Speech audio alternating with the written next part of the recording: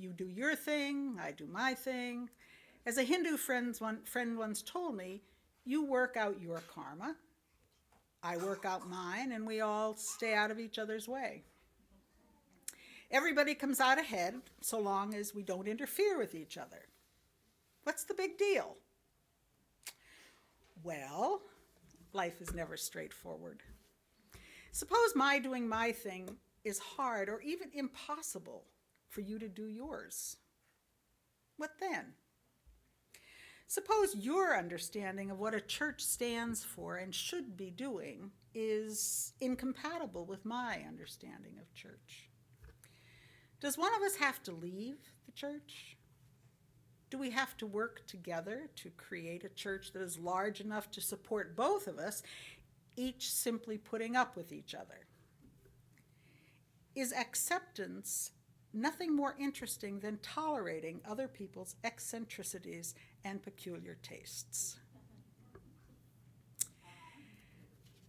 If it were that simple, I doubt Unitarian Universalists would have felt strongly enough to insist that acceptance appear among our basic principles. And I'll step back and say, having gone to General Assembly and watched them argue over every single word that probably got put into these principles, it had to be something more difficult than just acceptance. After all, we can put up with a lot of things that we think are silly, ridiculous, muddle-headed, flat-out wrong. We can even put up with people we have no use or respect for. We can even put up with people while showing them compassion and only the minimum of grudging sort of justice. If tolerating each other were all there is to acceptance, then acceptance would be so much weaker than the first two UU principles that it wouldn't even be listed. Acceptance flows out of the belief in the inherent worth and dignity of all. If I truly understand deeply within my heart that the worth and dignity that defines me and makes me human dwells as fully within your heart as it does in mine, then I will not simply put up with you. I will also recognize that my deepening as a human being requires your deepening. Acceptance, in the sense of our principles, is not of behavior or ideas. It is of people in their basic humanity, their dignity and worth, their needs for companionship, growth, love, compassion, and justice. I'm going to step back from Ken Collier's example here and use one that I have that comes from our congregation. So it's Lenore speaking here. Collier uses an example here that brings up what is often a clash point in UU congregations: humanism versus spirituality, intellectual versus spiritual. When I do the path to membership meetings, I say that Unitarianism is the head and Universalism is the heart of our faith. How can these two be meshed into a single faith? How can we find acceptance of one another's preferences? The fact that we are non-creedal is certainly a first step in the process. We do not have to subscribe to a dogma. But even this presents practical problems. How do we gather together in a way that promotes growth for both the head and the heart? Perhaps the intellectual and the spiritual are not quite so clearly divided. I'm going to use our own congregational beginnings as an example. This is my opinion. It's not necessarily shared by all the early founders, but this is the way I see it.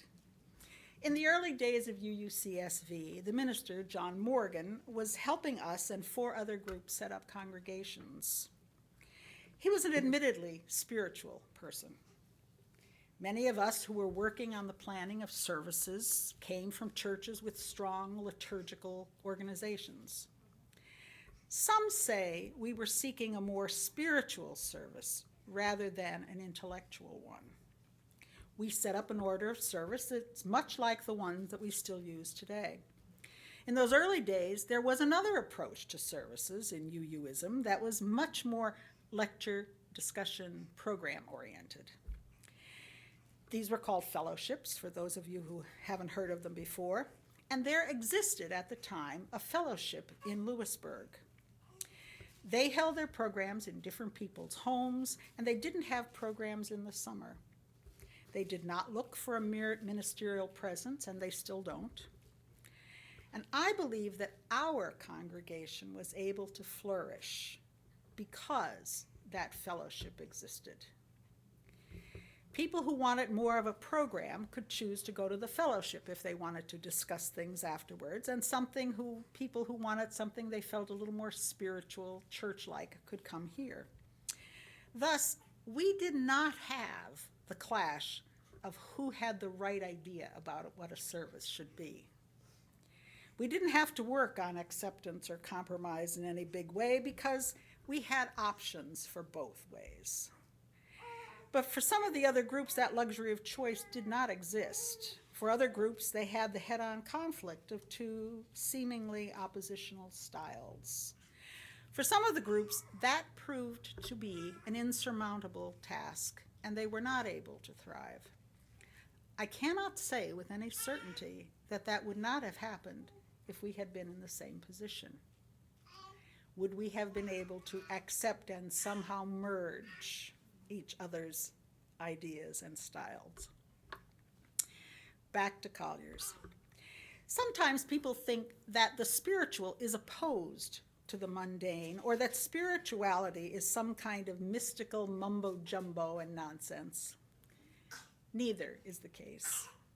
If we went back and looked at what the great religious leaders of humanity have taught about spirituality, we would have to conclude that our spiritual lives are not divorced from our day-to-day lives. In the third UU principle, the concepts of acceptance and encouragement to spiritual growth are listed together as if they are inextricably combined and intertwined, perhaps different ways of saying the same thing. In our spiritual lives, we are who we are, and we understand what's required of us, and we accept and embrace the profound beauty of our uniqueness in the world. And the key phrase is that last phrase, in the world. Our spirituality is living our deepest reality, our deepest truth, our deepest value, living it into the world. Our spirituality is the unfolding of who we are and our richest integrity from the deepest places of our hearts into the ordinariness of our living. The first step in this process is accepting ourselves in our own awful beauty and dignity. This seems to be a lifelong task, not something for Sunday mornings or an occasional weekend workshop or even a summer institute. It is something we must always do, something we are never finished with. For our lives are constantly unfolding, constantly a work in progress. Genuine spirituality requires that we be ready to change, to let go of this and embrace that, to be ready when the call comes to return to the journey, to the motion, be it inward or outward, whether it's an adventure or whether it's returning home. I've discovered in my own life that this call to spiritual growth and change is reflected in my ability to extend my acceptance beyond myself.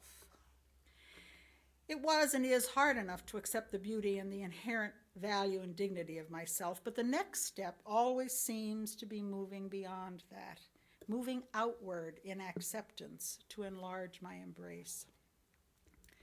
What makes that possible is the discovery that my integrity is bound in the integrity of all.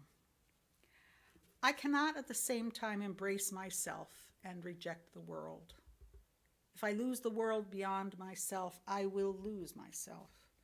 If I reject the preciousness of others, I end up rejecting my own preciousness.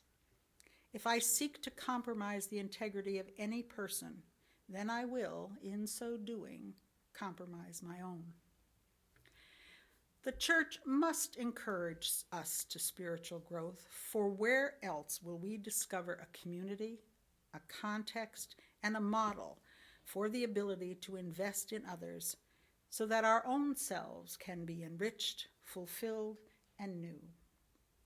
Where else can we find the support and the understanding that makes it possible for us to change and to grow ourselves? The great Unitarian minister A. Powell Davies defined religion as the opportunity to grow a soul.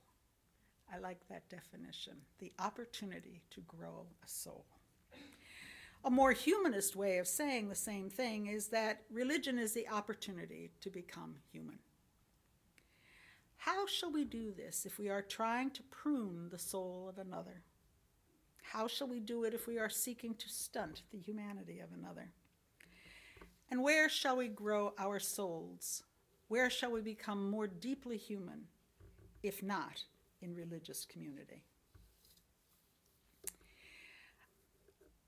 I hope that gives you some food for thought. I must admit, it makes me struggle a little bit in these days about acceptance, and not only acceptance, I confess it's quite easier to accept your differences of opinion. I'm ready to do that with the UUCSV congregation. When it comes to reaching out, it's a little more difficult. I will mention that this past weekend, I spent time going over the Phoenix copies from the first years of the congregation up to 1995. It was a lovely trip down memory lane, and we were no better at getting information out then than we are now. It's one of those areas that, and I don't know if that's because people don't read them or if people don't, but still the same problems still exist. However, going through this, I discovered a poem that spoke to me about this reaching out part. And it was written by a former member of our congregation, and some of you may know him from Bloomsburg University, Jerry Wemple. So this was his poem called Spokes, a poem that was written to honor our 10th anniversary. There are these two guys stepping over to the counter of Pop's hot dog restaurant. Wet leaves from their shoes litter the green linoleum floor. We're going to bomb them camel jockeys back to the Stone Age, the tall one says. His buddy laughs along, and this other guy, already at the register, starts toward the door, then stops and swivels. Clearly, plainly, he says, "What makes you say that, friend?" Then there's this woman, and she's a teacher, and maybe she's plenty tired because she stayed up late grading papers. Ate a sandwich at her desk, then chaperoned the Friday night dance. In the parking lot, a few yards from her car, she hears a girl crying. So she stops, walks over, and this girl hardly looks up, just says, "This is the worst day of my life." And the woman, the teacher, looks squarely at the girl and says, "What makes you say that, dear?" In the grocery checkout line, it's that backbiting gossip. Across backyard fences, it's a verbal notice about those people moving in, changing the town. It's the woman confiding she'd never take one of them for her doctor. It's the guy, soft voice, who nods and says, "I heard he was that way." And every time, it's one of us smiling, saying, "Hey, what makes you say that? What do you mean exactly?" Like spokes radiating from the hub, we are here and there and there. And the hub is belief. Belief in one love, in one people. A belief that each of us has dignity, has worth. It is knowing that when you try to shame someone else, you only shame yourself. When you try to hurt someone else, you also hurt yourself. Yet we know that when you reach out your hand to someone, you also help yourself. And your will reach everyone. So with a nod and a smile we ask, isn't that the way to go, friend? And maybe if we keep reaching out our hands, it will make that acceptance part easier. Blessed be.